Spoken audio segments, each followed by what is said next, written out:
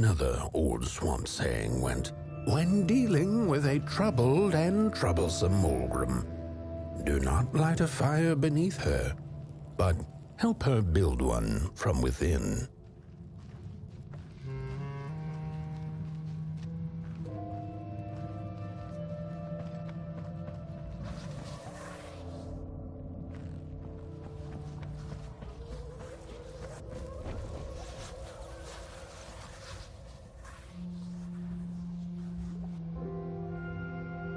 Oh, my neck hearkens the anguished howls of the Mulgrim, and the bitter patter of feet. A somebody and its flame, albeit a small one. 'Tis enough, perhaps. The Mulgrim's precious shards, they must be returned to her lair, to her cauldron. Only then may the cleansing fire burn.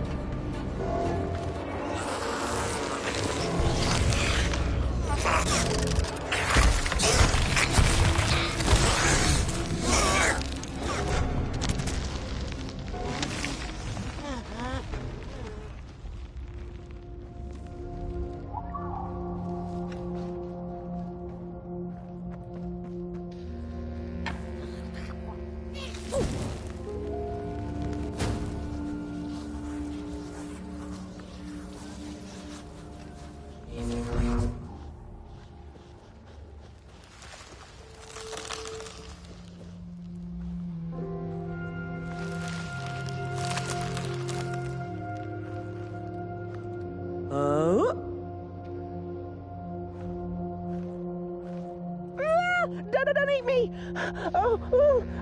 Well, if you're not gonna gobble me up, then can you maybe take me away from here? Please? Somewhere closer to Nobodyville and away from here. Get me out of this neck hole, please! I'm begging you on my bare chin, and I'll pay you for the effort. Handsomely with a beautiful shard from the Mulgrim's cauldron.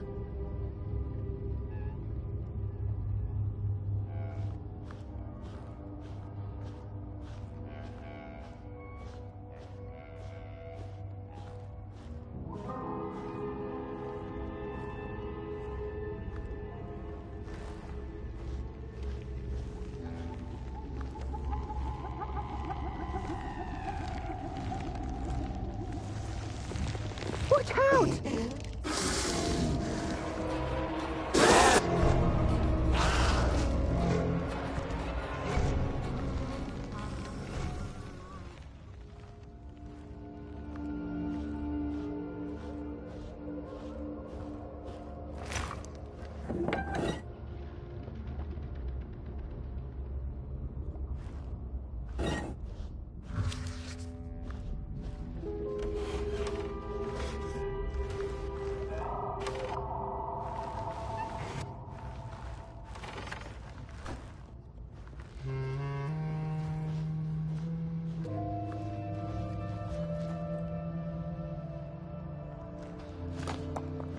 She's here!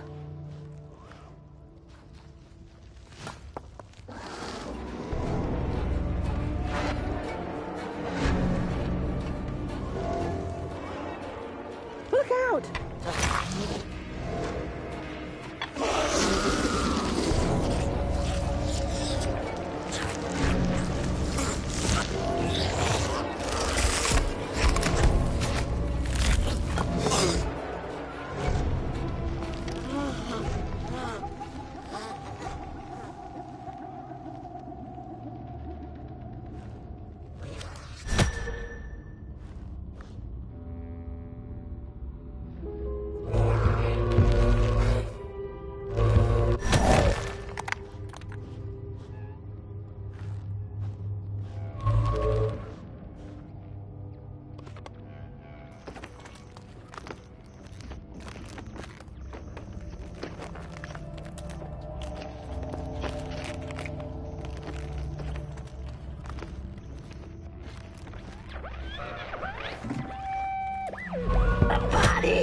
And the approach over the mountain vein and violent.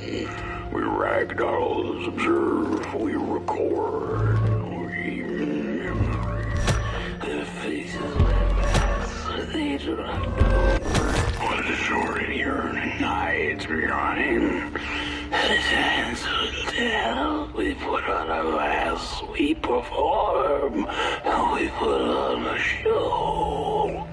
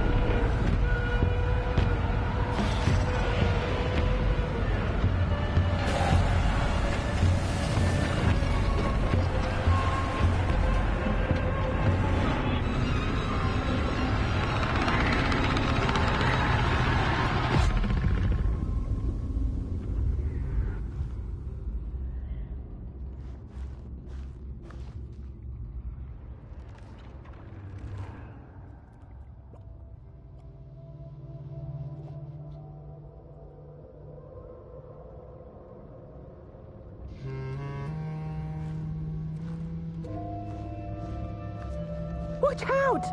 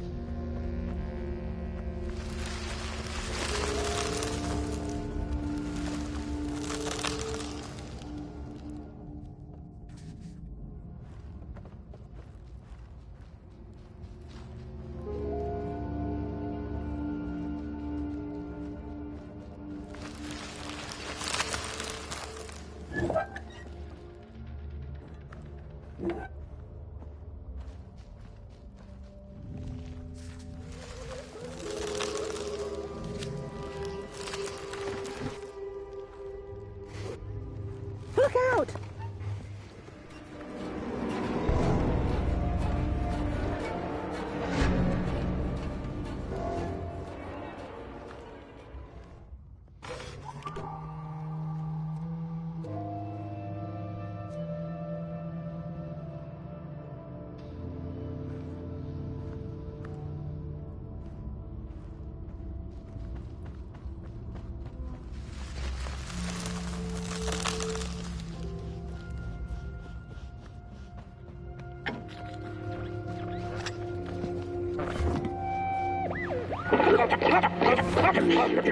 Hands up! Ready! Wreck with your boots! Take with your hand! Full of fire! The fire is ours! Take the charge! Take the fire!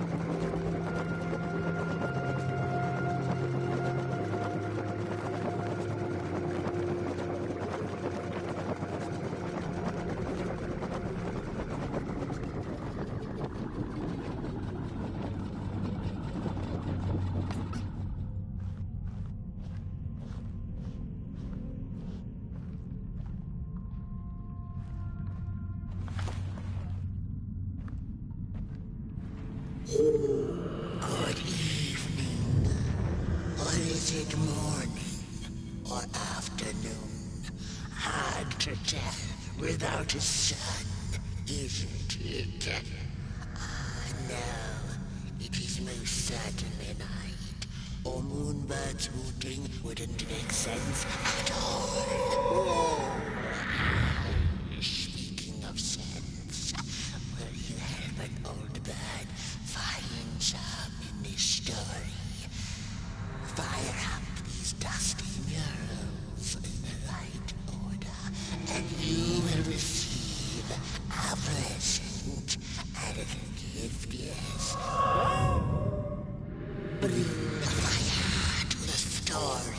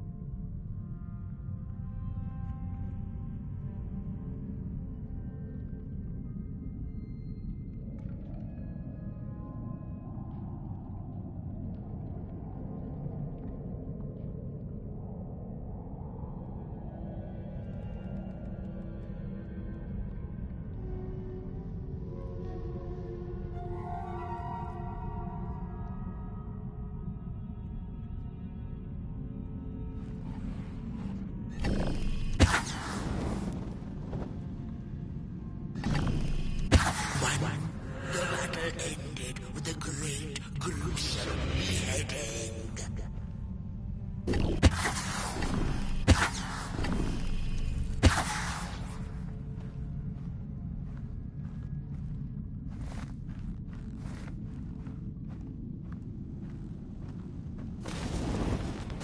And as the heads roll, peace in. The valley was taken, but then began the battle of the bodies. Intriguing.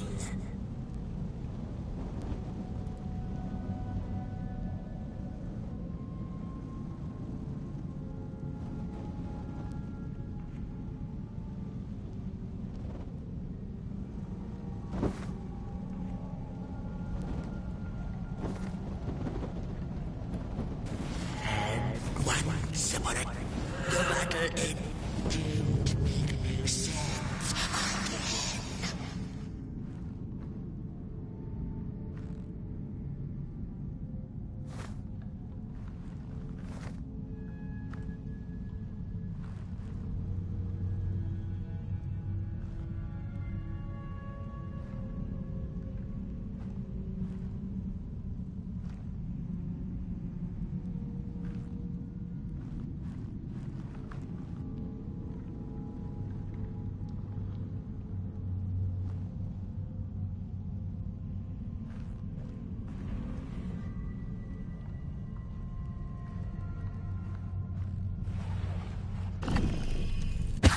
Once upon a time, the Mulgrims lived in peace.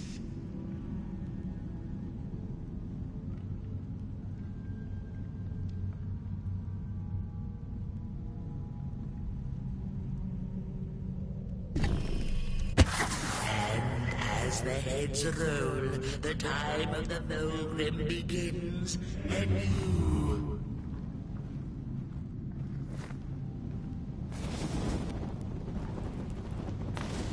The valley was taken, but then began the battle of the bodies. Intriguing. The battle ended with a great, gruesome beheading. That ain't edible. The story needs to be just right.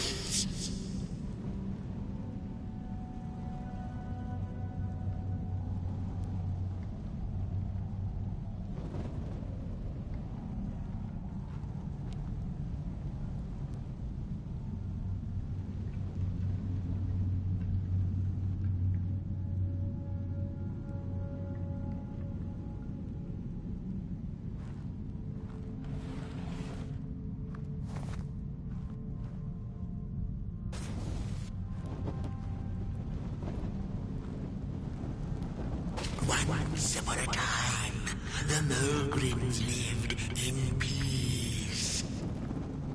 Peace ended when the violent somebodies invaded the valley. The valley was taken, but then began the Battle of the Bodies. The battle ended with a great, gruesome beheading. For time immemorial, the Mulgrims had lived in the valley in peace, sharing good eatings and howlings around their fire, which they had inherited from the skies.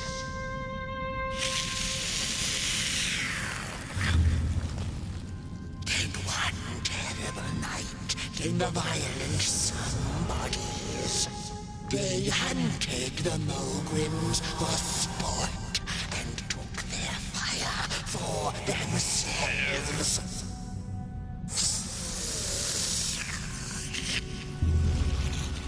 But the somebodies knew not what they were dealing with, for as soon as they held the fire in their grubby hands, they began to fight one another with it.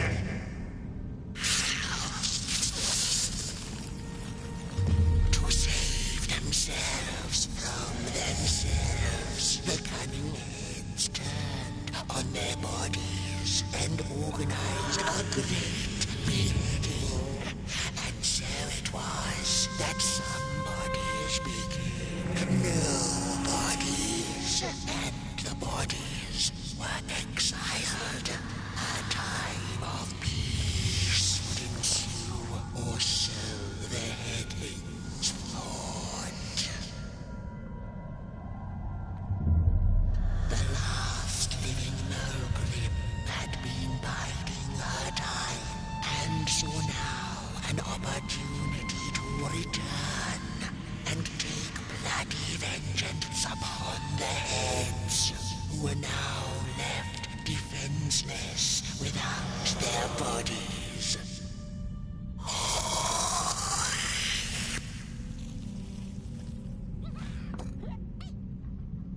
The time of the Mulgrim begins anew. A storied meal indeed. Moonbird thanks you for feeding her and proudly upholds the promise.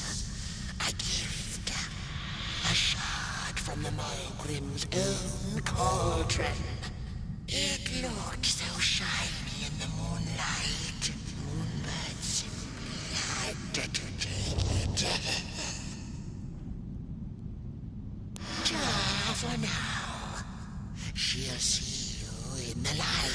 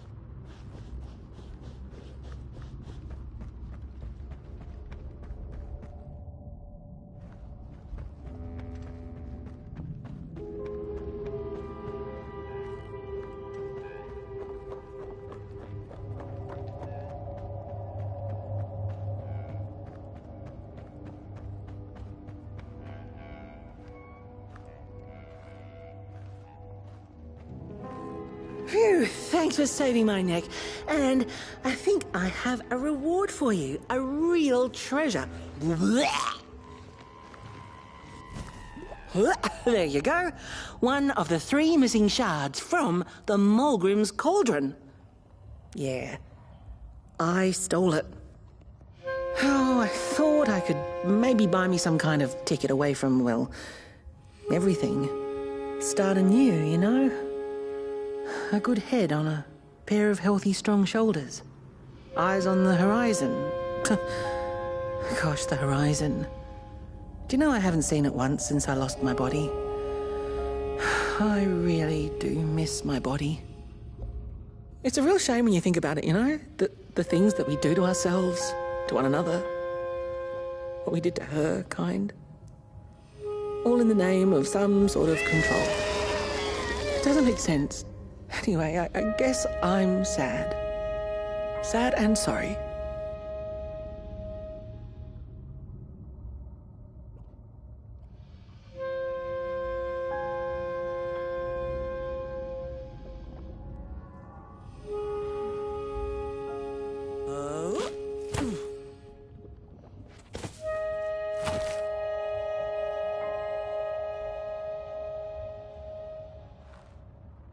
Hey, thanks. You're a great listener.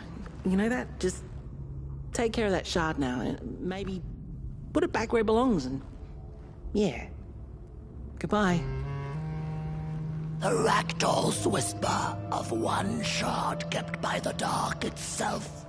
Another was stolen by the greedy moonbird. It's easy to lose one's head when everything you love is either gone, broken, or dead. Yet another forgotten swamp saying.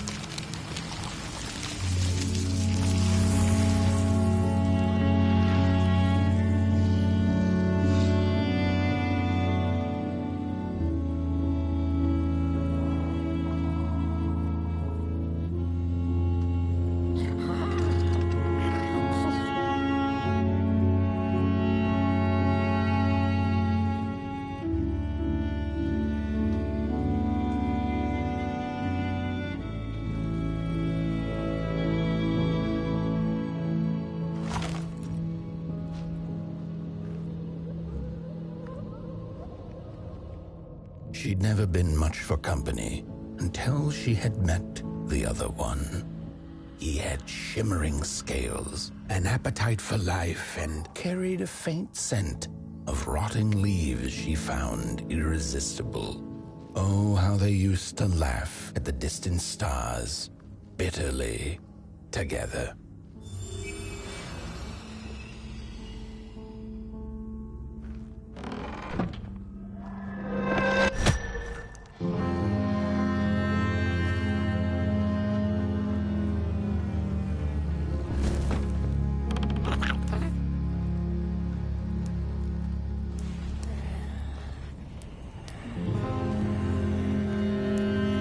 The howls of the Mulgrim have gone with the wind, and our headache settled into gentle throbbing.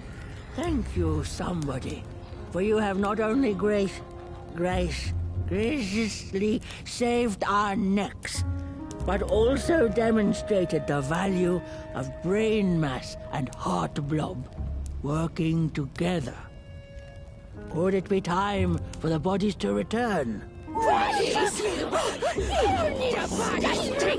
We must convene on this matter, and you and your wandering flame must now leave through our gates and keep on walking the midnight walk to Moon Mountain. Moon Mountain!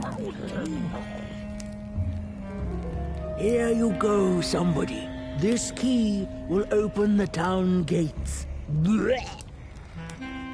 The mountain once again beckons, and the call is answered. Fare thee well, and take good care of your flame. The dark itself is hungry.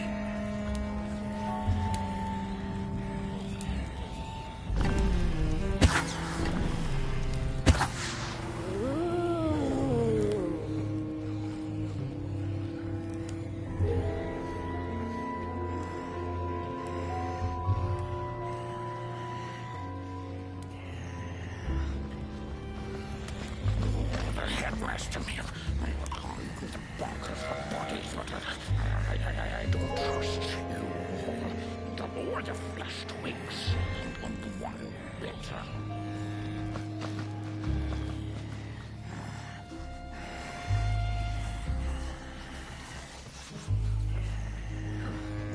The bodies might be returning heads hot now.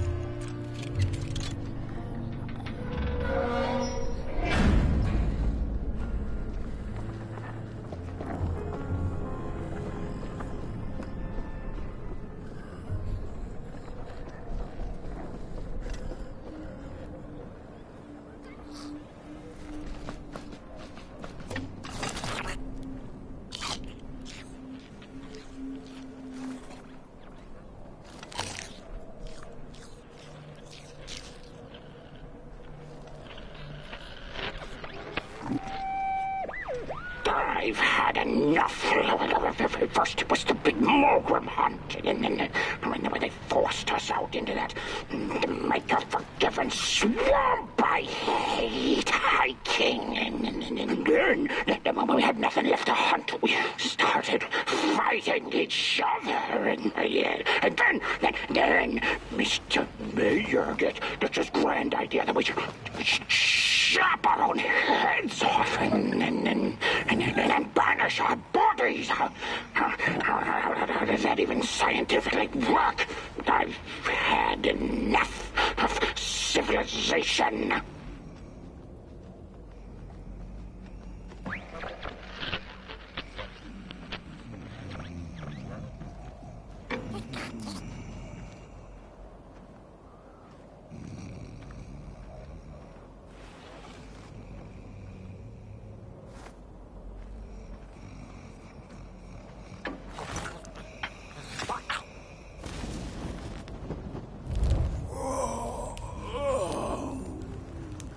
Oh, back from a little swamp detour, huh? Hope the heads didn't give you too much trouble. At least your head looks attached to its shoulders and your friend's is, well, burning. So do not despair. Should you once again lose your way along the midnight walk, you're probably meant to. The body can be a terrible master, but a wonderful servant. Protect the spark. Find its home, won't you? See down the road. Now I guess you gotta lose your head before you can. No, there's nothing there. I gotta workshop this one some more. You better get going. House is restless, and I'm feeling a song shaking in my boots. Things don't have to make sense to make sense.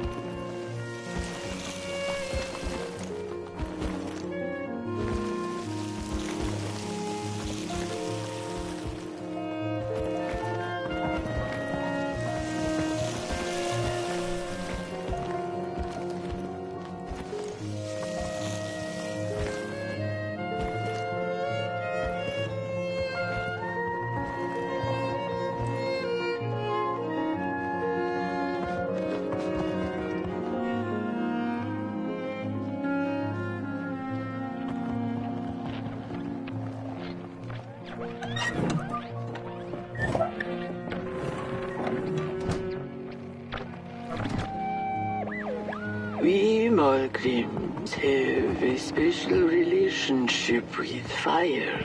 We do not cook over it. We do not shed tales around it. We care not for its warmth. Ours is a different connection entirely.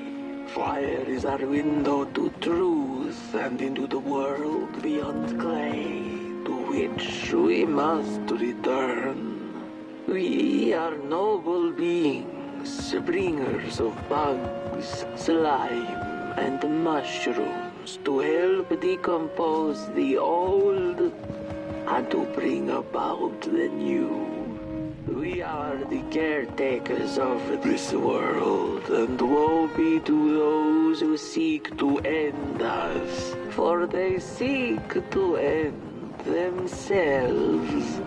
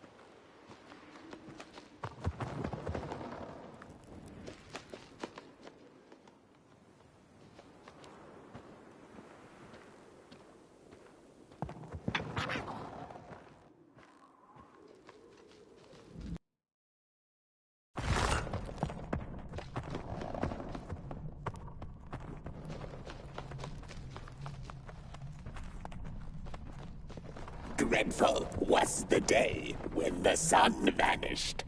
The waters dried up, birds went quiet, and the dark itself seeped unchecked into the work table as the cold, chewed paper moon rose over the mountain. The night that followed would be long as the midnight walk.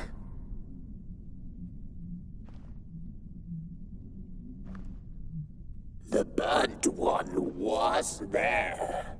You do not remember, but you feel it, don't you? You are reborn when need arises.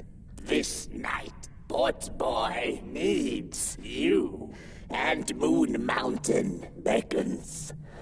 Its call irresistible. A storm is coming.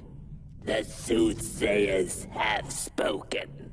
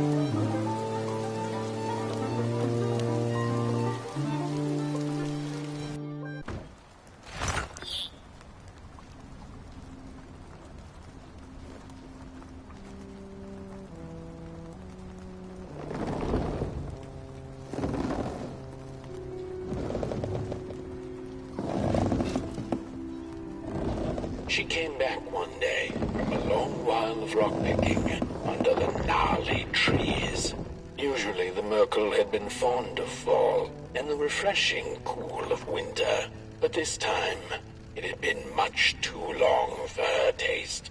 Even the sun seemed tired, and she had all the rocks she needed, so she decided to treat herself to a long nap.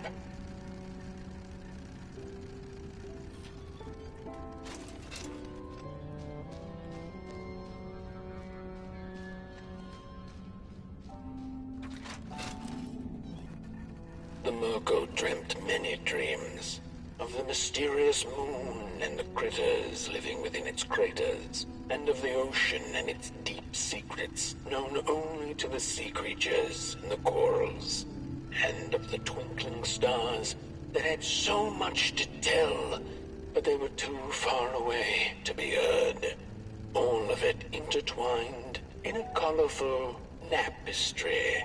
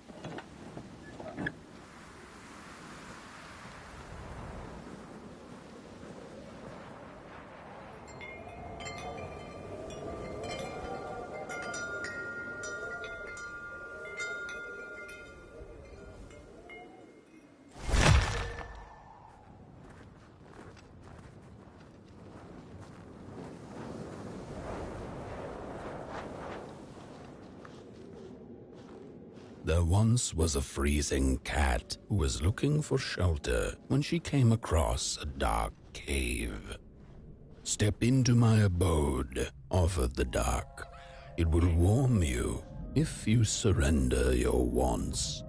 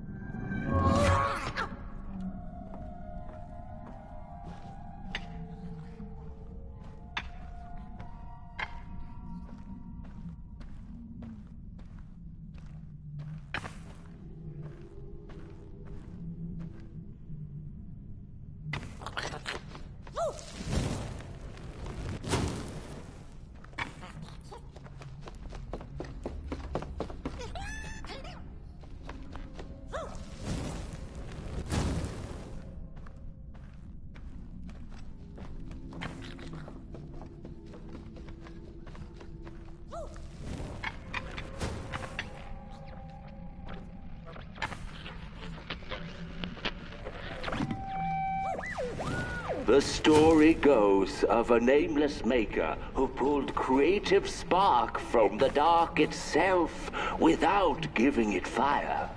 With his dark source, he managed to create swaths of land in no time. The dark itself waited for a gift of fire, but the maker just kept on taking. Too busy building his crooked fences and watchtowers, kept his fire locked away in his chest. One day, he decided to create the first people to inhabit and appreciate his creation. It was then that the dark corrupted the maker's clay, guided his greedy hands into creating not people, but the first of the fire-eating crawlers. And they crawled into this world absolutely starving.